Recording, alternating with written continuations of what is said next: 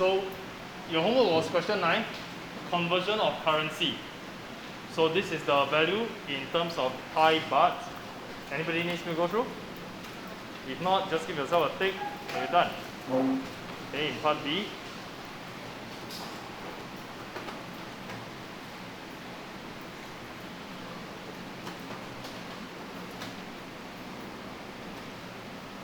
Part B, the amount that you'll get, $50.64.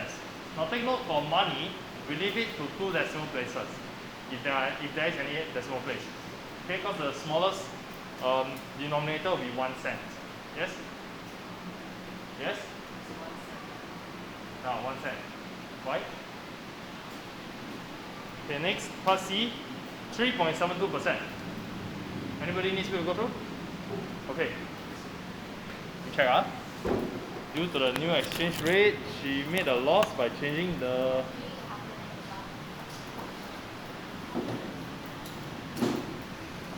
she lost how much? $70 minus 50.64 divided by the original value, which is 520 times 100%. Okay, let's see what this gives us. Minus 50.64 divided by 520 times 100. So we get 3.723. They wanted it in 3SF, right? So you need to give more than 3SF. 3.1%. Okay, this is to 5SF. Then after that, because they want 3SF, you need to look at, oh, this is the first SF, second SF, and the third SF. Look at the fourth one, since it is less than 5, we keep the 2 over here. We don't have to change it. 3.72%. Now check your work. It is very important for you to ensure you have the percent symbol over here. The percent cannot just pop out at the end, the last step, because then they will not be equal anymore. They will not even be close. They will be different by about 100 times. Okay, so the next part, question 10. 78.86. Anybody needs to go through? If yes, raise your hand. Don't be shy, yeah? Okay, part B. $70.97. Alright, next question 11A. 169814.40. Anybody needs to go through? Okay, I'll go through this. So this is the cash price. Cash price means if you've got so much money, you just go there, you don't need to take installment, you don't need hire and purchase. Just dump the $168,000, you take the car. But not many people have $168,000 lying in the bank. So they need to take up a loan, hire purchase installment. Down payment 40%. So he doesn't take the car away for free. He needs to pay 40% of the cash price. So if he pays 40% of the cash price, how much does he owe? How many percent of the cash price does he owe? 60%. Okay, so 60% is the loan. Now he pays a monthly installment of this for 5 years. Every month he needs to pay $1,710 for 5 years. And what is the total amount he pays? So besides the 5 years of payment, he still has to pay the 40% of the down payment. So let us now work it out. Total paid is 40% times 168,000. This is the down payment. We have to add 5 years worth of 12 months of 1710.24. Okay, let's see what this gives us.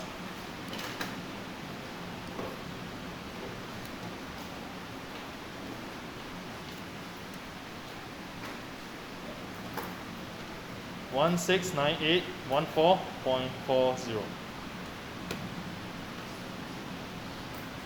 Okay, if you didn't get this answer, check your working. Where did you go wrong? Was it a wrong interpretation of the question? Then you have to identify the mistake so that you don't do it again.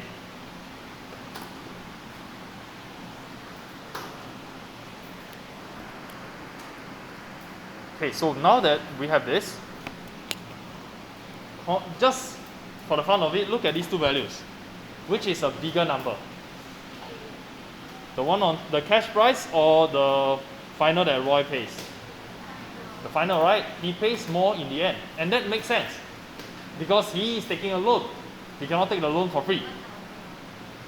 Okay, so find the extra cost of buying the car on hire purchase. This is the cost on hire purchase as a percentage of the cash price. So we're going to take the extra cost divided by the original times 100%. So percentage extra. So we need to find the value of the extra first. 169814.40 minus the original divided by the original. 168000 times 100%. So the percent symbol is important again. And if you have done this, you should get 1.08%.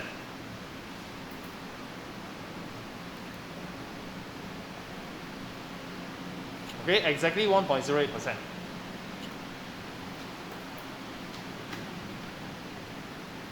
Do you know how much is the value he paid in total extra?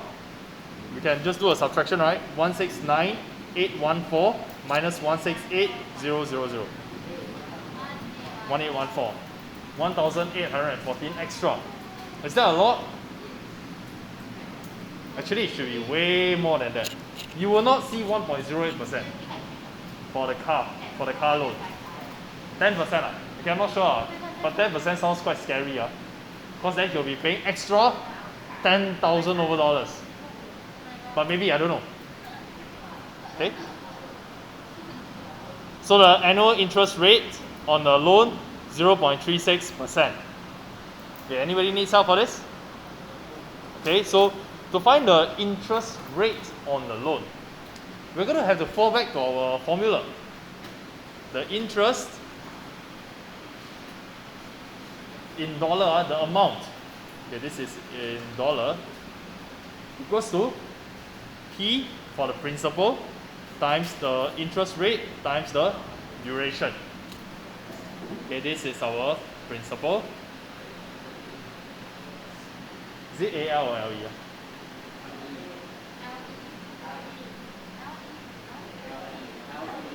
Yeah. Is it? I don't know. Can I EL, AL, LE? Okay. Principal. Okay, this is the principal. Okay, R will be the interest rate. Okay, this will be in percent. Okay, and finally, this will be the duration of the loan. How many years, for example? Okay, so let us find out total. How much is the interest? So you see, the loan, we can tell, loan equals to 60% of, okay, of is just multiply. 168000. Okay, let's just work this out quickly. This is also known as the principal. 168000 times 0.6. 100800. This is the P equals to a loan, okay? P, principal. This is the loan. And how much is the total interest that he paid altogether? We have to find out.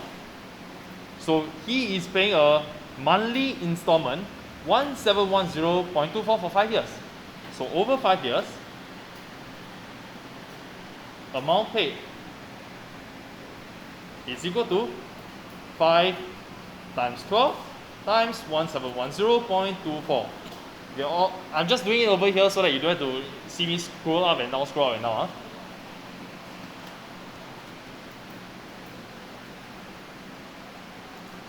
Okay, so 60 times 1710.24.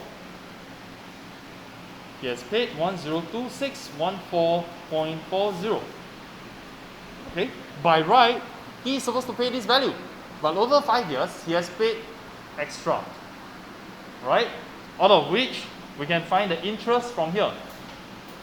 So interest This is in dollars. 102614.40 minus 100800. 1814.4. Okay. Now this value, we could have also gotten it by taking this value 1698.14.4 minus 168000. They will give you the same thing. Correct?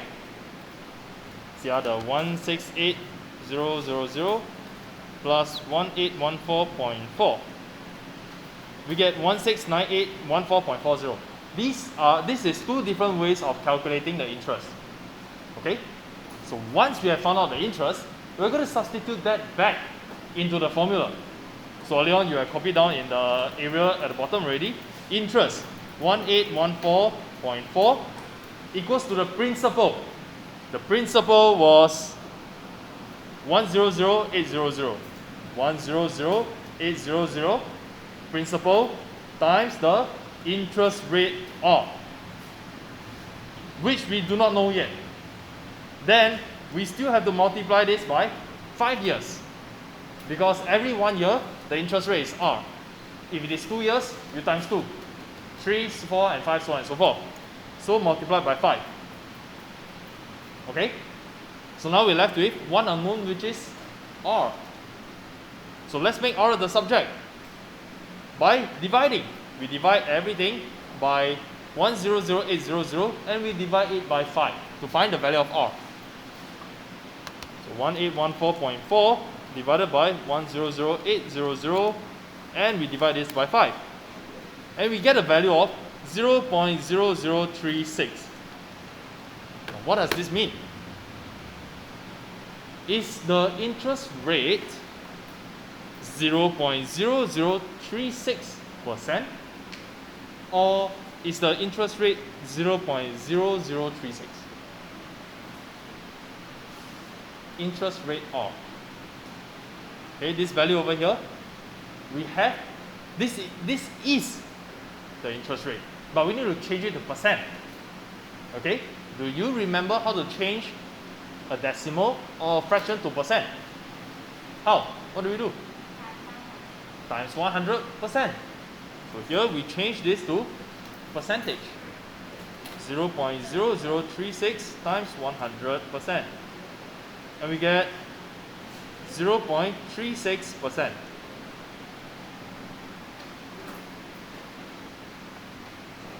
(0.36%) is less than 1%. Okay, so that's what it means, Maybe 0.36%. Oh, and that was it already. Okay, I believe I gave this to you last week, right? Okay, let's go through some of these answers.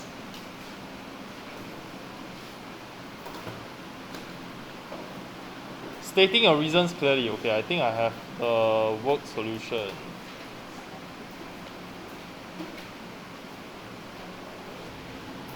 Okay, so now for the first question, the value itself is 90 degrees. But did you state reasons for your working? Okay, so just 90 degrees, okay, let me demonstrate. This, although everything is correct, 0 marks. Is that you? I hope that's not you. Okay, so everything must have reason. So DBC, angle DBC, this particular angle is 40 degrees because we are using the angle sum of triangle, which includes our 180 degrees. Then we subtract away that 100 degrees and we divide it by 2 because it is an isosceles triangle. So I need to see these explanations on your paper. Once we have that 40 degrees, we still require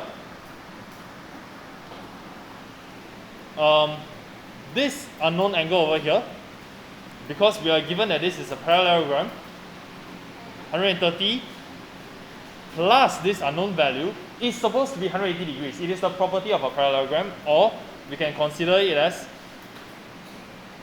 interior angles parallel lines. Okay, So we'll find that this is also 50 degrees. Now 50 plus 40 gives us 90 degrees.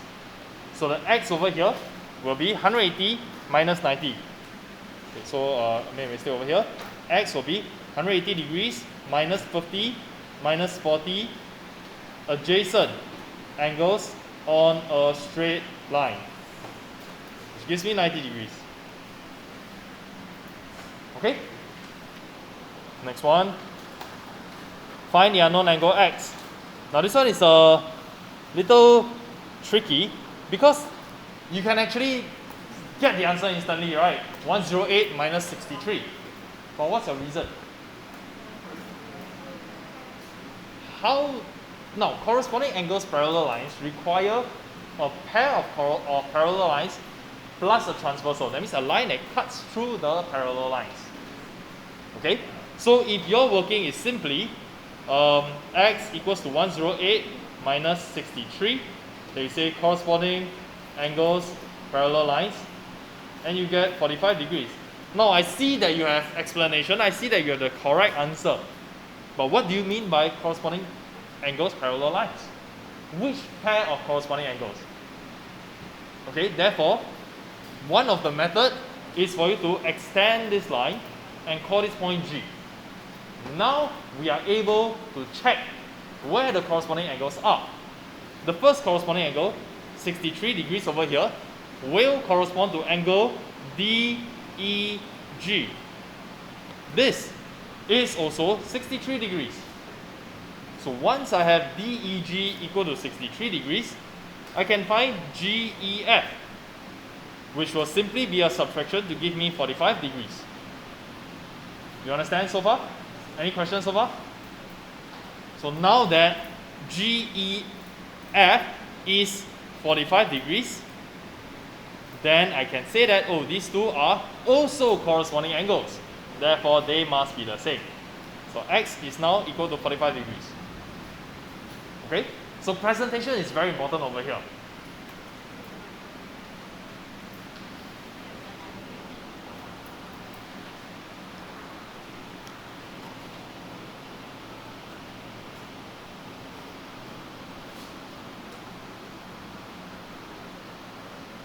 Next. Okay, $240. Do you have that? 3A? What about your working? Does it look something like mine? Were you careful about the percentage signs, the percentage symbols? Okay, then part B, the selling price, $45. So the mark price is what you see on the price tag. They mark it as $60, but they give you 25% discount. Okay, so you buy it for $45. Anybody needs explanation? Can I have a show of hands who got this 45 correct? Okay, so if you got it correct, you understand what mark price means. Okay, next, total discount. What is the value, the dollar value of the discount? So we need to calculate, oh, one wallet, the discount is actually $96. One belt, the discount is $15. So you add them all up, 2 wallets, 3 belts, $237. Then the overall percentage discount. So overall percentage discount will be the value of the discount, which is 237, divided by all the original values. Well, one of them we calculate part A, 240. The other mark price is $60. So we divide by the total value, multiply by 100, and it is important for you to write the percent symbol over here. This is the value that is exact. There is no need to round off to 3SF because I can write it as a fraction. Okay, so if your answer is 35 plus, if you wrote 35.909%, then you round off to 35.9%, you will lose mark. This will lose mark because this is only approximate when you are able to write it as an exact fraction.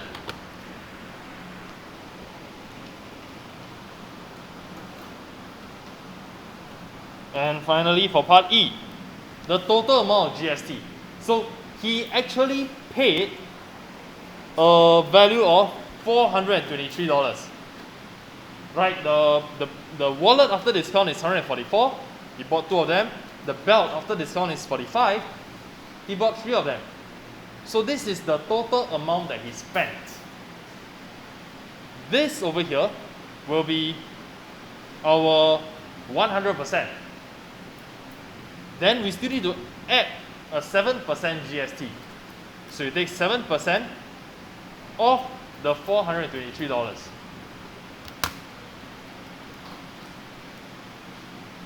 And we have $29.61. Okay? So every time you go out to a department store, you buy a toy, for example, you buy a puzzle. If it says $25, you don't expect to pay $25. You expect to pay more, another 7% extra. Okay? Now next, question 4. Here we have a receipt. 1 chicken rice, 2 chicken porridge, 3 ice lemon tea, blah blah blah. Subtotal. Okay, this is very important. Subtotal. Subtotal means we just add all these values up without a need to add service charge and GST. Alright? So the subtotal amount, adding everything up, 18.5. Then the service charge. Now service charge, it comes from the person serving the food to you. So about 10% of the value will be split among the people serving you. So that will be 10% of the subtotal, which gives me $1.85. Then comes the GST. GST, goods. Goods refer to the food that you eat. Service will be your 10% service charge.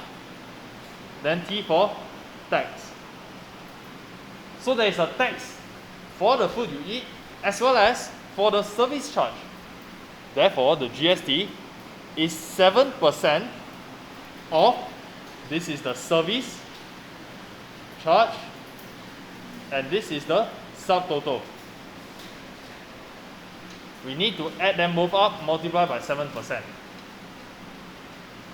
Then we get a GST of $1.42.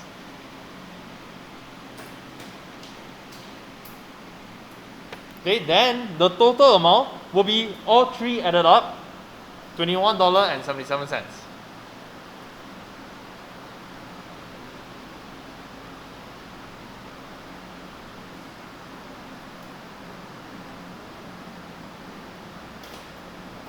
Okay, now the last question that I'll go through before the bell goes. Construct a quadrilateral. The arcs I need to see. I need to see 8 cm. I need to see 100 degrees. I need to see one very long line over here.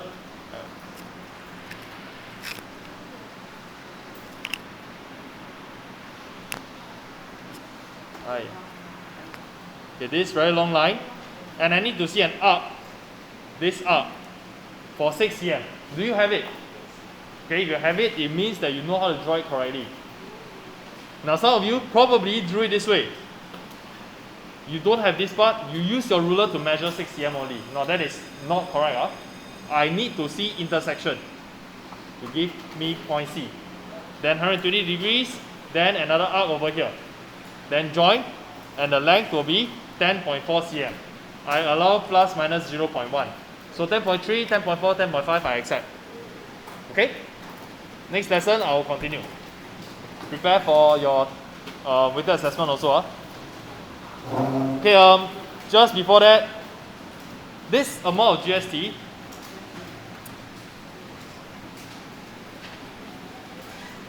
let me check on this, because it could be that 107% represent 423. Then find 7%. How many of you think it's actually this way? Okay, let me confirm with this. Whether it's 100% is 423 or 107% is 423. I'll get back to you on our WhatsApp. Cross then.